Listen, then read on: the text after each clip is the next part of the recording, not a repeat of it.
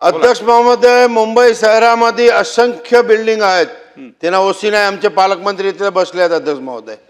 40 वर्षापासून लोक तो बिल्डिंग मध्ये राहतात अध्यक्ष महोदय. त्यांना पाणी नाही, त्यांना 2-4 पट्टीने टॅक्स भरावा लागतो. कुठलाही सोयी सुविधा अध्यक्ष महोदय त्यांना भेटत नाही. बिल्डर पडून गेलेले आहे. ओसी का भेटत नाही अध्यक्ष महोदय? डेव्हलपरनी पूर्ण पेपर जमा केलेले नाही म्हणून.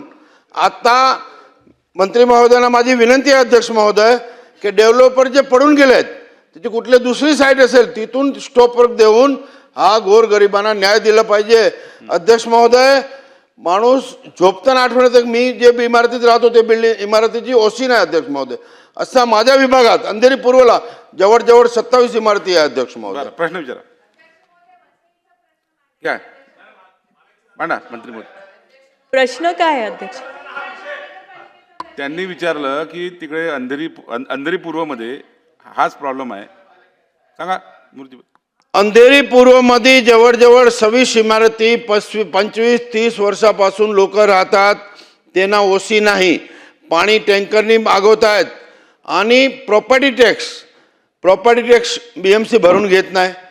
एकही कागदपत्र त्यांना भेटत नाही. 40 वर्ष झाले अध्यक्ष महोदय आणि बिल्डर पडून गेले. बिल्डरनी कागदपत्र जमा केले नाही अध्यक्ष महोदय.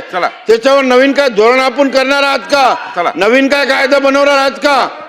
अध्यक्ष महोदय, सदस्यांच्या भावना या सगळीकडच्या म्हणजे पूर्ण महाराष्ट्रामध्ये हा बऱ्याच ठिकाणी महानगरपालिकांना हा प्रॉब्लेम आहे की ओसी न घेता बिल्डर जातात कारण त्यांना अतिरिक्त शुल्क जे काय तर ते भरायचं नसतं शेवटचं आणि ते ओसी घेत नाहीत.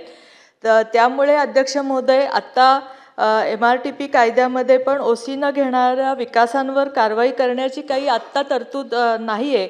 पण त्यासाठी एक अभ्यासगट तयार करून आवश्यकता वाटल्यास त्याच्यामध्ये पण कायद्यामध्ये बदल करण्याची पण आत्ता प्रक्रिया आम्ही सुरू करतोय. आता isakal.com आहे देशातील नंबर 1 ची मराठी न्यूज वेबसाईट. प्रत्येक अपडेटसाठी isakal.com ला नक्की भेट द्या.